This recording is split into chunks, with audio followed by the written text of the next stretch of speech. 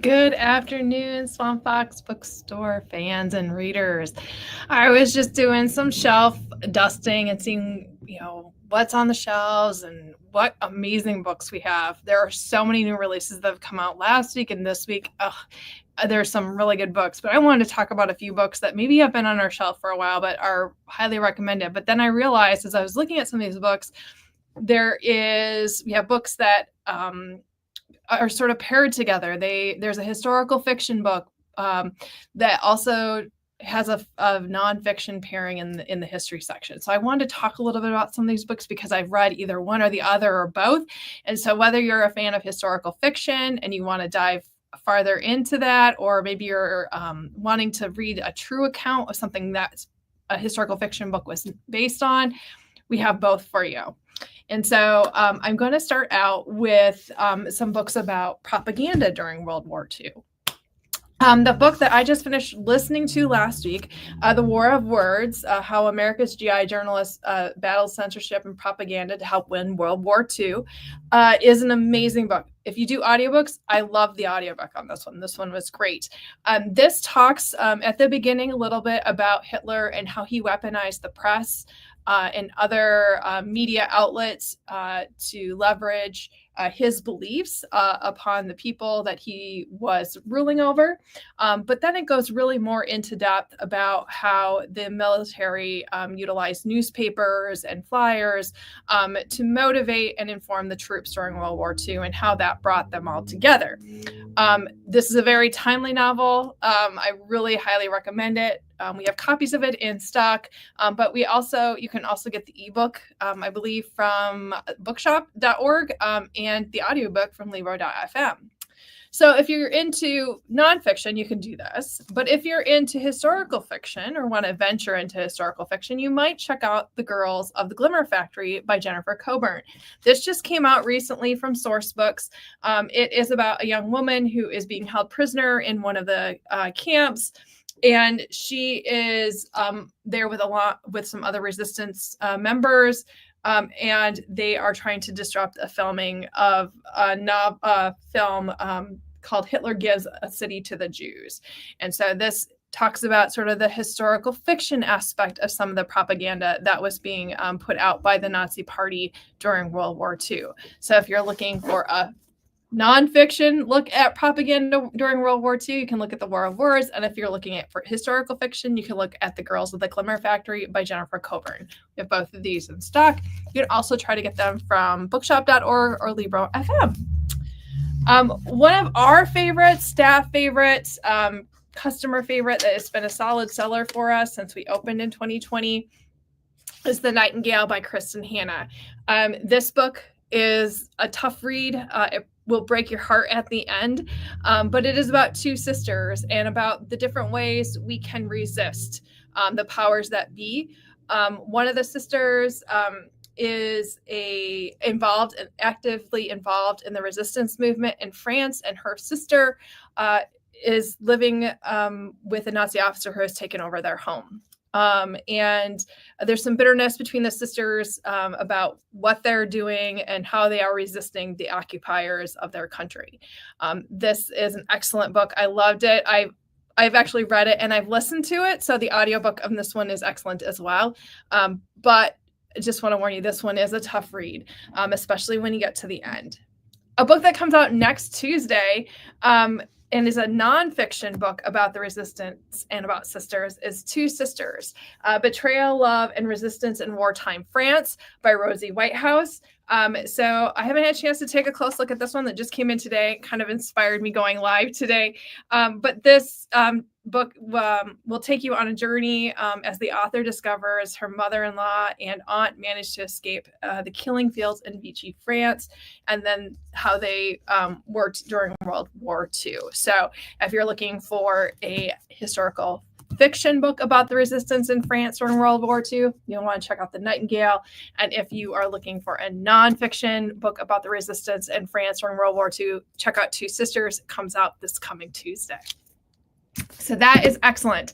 One of the things I did not know until I started reading Alan Halad's book, he's an author from Ohio and writes a lot of historical fiction, was that the U.S. government actually sent librarians and scholars overseas to go through any newspapers and media that was being produced to see what kind of secrets and information they could gather and then send that back to the Allies.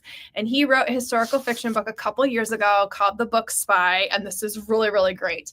I enjoyed this one a lot, and it's reads sort of like a thriller. And it's about an American librarian who is sent overseas to collect this media and send it. And she gets involved at a level in the Nazi Party she doesn't think she's going to get involved in. I really enjoyed this one. I think Alan does a great job about putting back matter or additional information about his research and what he changed to make it fit his story. And this is a great historical fiction novel for those word nerds out there. A book that came out this year that is the nonfiction take on that story is Book and Dagger, How Scholars and Librarians Became the Unlikely Spies of World War II. This is by Elise Graham and out from Echo Books. So it's really delves deep into how librarians and scholars became a new form of spies during World War II. And highly recommend this. Plus, I love the cover. It's amazing. This picture is so cool. And so if you're looking for a nonfiction take on scholars and librarians being involved in World War II and getting intelligence, you'll want to check out The Book Spy by Alan Halad. If you want a nonfiction take, Book and Dagger by Elise Graham. The last one, if you've been in here, you've heard me talk about these last two. I discovered a few years ago, probably about 2018, there was a woman, an American citizen, Virginia Hall, who was a spy for the Brits. And she was an extremely intelligent, well-read, educated woman, graduated, I believe, from Harvard, spoke multiple languages, tried to get a job in the U.S. State Department during that time period. They were like, "You're a woman?" No. And so she left the States and went to Britain and became a spy. She ended up being the Nazis' most wanted spy. She was actually an amputee, and they had a code name for her prosthetic so they could check on her well-being and how it was holding up. But she's an amazing woman on so many levels, and not just what she did during World War II and her notoriety during that time. And Erica Roebuck a couple years ago wrote an amazing book called The Invisible Woman, which is about Virginia Hall. And this is fiction, historical fiction. And it is amazing. And you really do come to admire Virginia and her grit and determination to be a spy and to deliver the information and protect people and help with that resistance during World War II.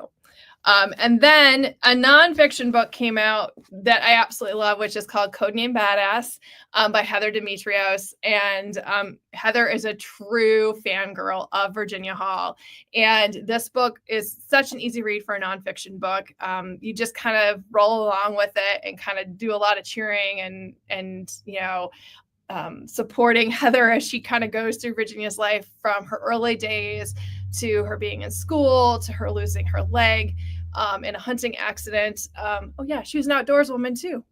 And then her life as a spy, and a little bit about her life post the war, and how her family didn't even know what she did. And much of the work that she did is still, at the writing of this book, was still considered classified information. But she was one of the first women, too, to work in the early days of the CIA post-World War II.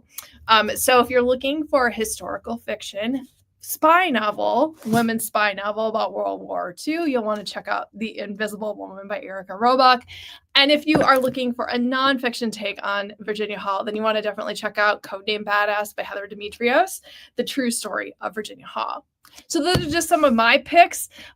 We probably have more in our shelves, but these popped out at me today, and I just had to jump on live and share them all with you. So definitely check them out. We've got them all in stock. You can order them on our website at swampfoxbookstore.com. We are happy to ship them. You can order them from bookshop.org. And many of them also have audiobooks that are available, and you can get those through Libro.fm. Thank you for tuning in today, and I hope to see you in the store today. We're open on Friday, February 7th until 6 o'clock tonight. See you soon.